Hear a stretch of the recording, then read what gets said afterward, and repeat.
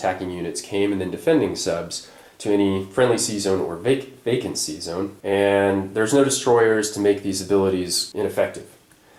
So that's important to understand when we go through this little example. So we'll say the Japanese submarine fires. I'm not going to roll any dice. 67% of the time it's going to miss, and for purposes of this example, we're going to say it does, okay, as most of the time it will. And then we'll start with the normal column rolling. The normal flow of the battle starts with the carrier, which attacks at a 1, and we're going to say that it misses as well. Then we get to these 2 fighters here, and statistically speaking, you get at least 1 hit. Again, just roll with me on this. We're going to say that there's 1 hit that comes out of those 2 fighters. The American player must then decide, right now, before seeing the results of these Japanese battleships, which hit they want to take. Are they going to take the sub, the aircraft carrier, or the fighter? Now, most people will say, well, take the sub, right? Because it's just the cheapest unit. You know, honestly, that's just always going to be a solid move, right? If the Japanese battleships get only 1 or even 0 hits, these are the 2 best units to shoot again in a second round of combat.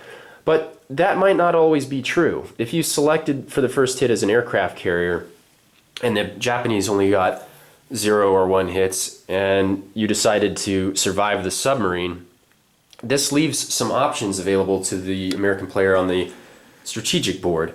This submarine, in between rounds of combat, could retreat to the sea zone east of Japan.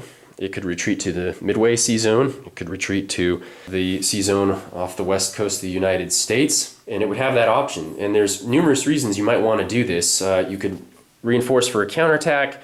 You could attack shipping in the Japan Sea Zone now that all the warships are out here in the Hawaiian Islands.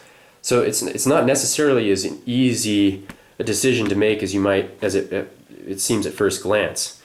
I've seen both players do both, but the point of this is, the whole reason I'm showing you this is, the American player must decide what hit he's going to take before he sees the Japanese battleships. Okay, this isn't huge, right? This isn't huge. This is a small rule in the scheme of things. But this comes up in subtle ways throughout the Axis and Allies Classic game. And I would just encourage you, even when you're 100% sure that it has no effect on anything, to just do it. Do it in the land battles, the naval battles, everything. It comes up in subtle ways, and it's kind of cool because it puts a little bit of more pressure on the defender to make decisions before he would otherwise like to. So, there's 3 more rules we're going to go over, but we're going to go through them fairly quickly. The next rule I'm going to cover is the anti-aircraft gun. The anti-aircraft gun is just a little bit different in this game. This is on page 13 on how they fight, but I'm also going to use the FAQ to reinforce this. Notice that it says the air defense capabilities, the AA gun's strength, during the combat movement phase, that's the key word. During the combat movement phase, if enemy planes fly over a territory you own that has an AA gun on it, roll 1 die for each plane in the raid. Okay? You can read this on your own. But what this means is these AA guns are what I call always active during the combat movement phase. In Global, for instance, bombers and fighters can fly over any amount of anti-aircraft guns over any stretch of territories, and they're not shot at until they're in the zone that they're actually going to do combat in. But not so in this game. And then, as I said, I was going to show you in the FAQ, can my AA guns fire during combat? No. Larry Harris says AA guns fire only during enemy combat movement. So the AA guns can shoot at planes passing over in their combat movement phase. This doesn't apply in the non-combat movement phase.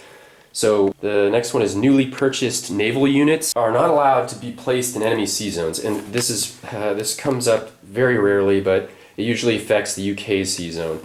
So it can be really annoying, but it's not if you know the rule. It really just doesn't come up at all if you know the rule. When you're not surprised by these things, they're just not a problem. But on page 21, this will kind of explain and reinforce what I'm saying. This is in the purchase or place units phase. Okay, so it's on page 21 somewhere, just take my word for it, but you can't place new naval units in sea zones that are occupied by the enemy. And I'll go ahead and link that page number in the description below. It's not important to see the words. I'll link it in the description below for your own perusal, but it does exist in this game. And the final one is defending fighters after their carrier is sunk. So I'm going to create a situation, and because I think it's just better to show this one by example. And again, I'll pull the rule for this, or at least tell you which page number it's on. But if the defending carrier is sunk in this combat, and the submarine is sunk. Let's say the Americans lose those 2 ships, but for whatever reason the Japanese retreat or are destroyed or whatever, and all that's left in this sea zone is this fighter, the surviving fighter, and he goes back to the sea zone here. What happens? Well, you know what happens in most versions of Axis and Allies, but in this version, you're not allotted 1 movement factor to fly wherever you need to fly to. It's basically the same thing, but it is slightly more frustrating. There's 2 options. One, it can land on an aircraft carrier in the same sea zone that wasn't destroyed of either your own sides or an allied sides, and that's not the case, right? So the only other option is to land on an island or island group. An island or island group, that's it.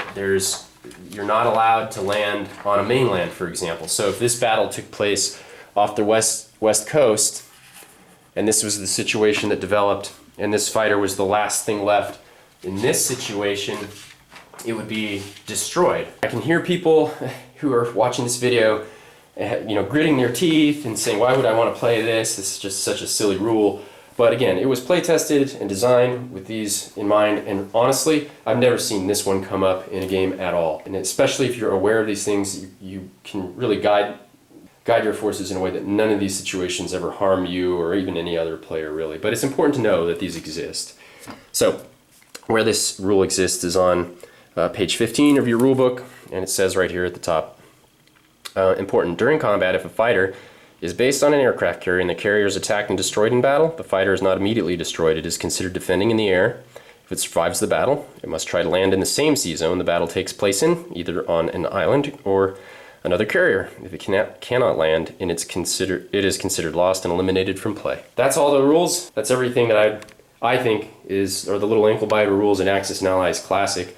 Otherwise, if you understand how to play global, you're good to go on this game. And give it a throw. I mean, there's other subtle differences, but purchase prices are different, and some of the unit values are different. Like aircraft carriers attack on 1, defend on 3. There's no such thing as a 2-hit battleship or 2-hit aircraft carrier in this version of the game.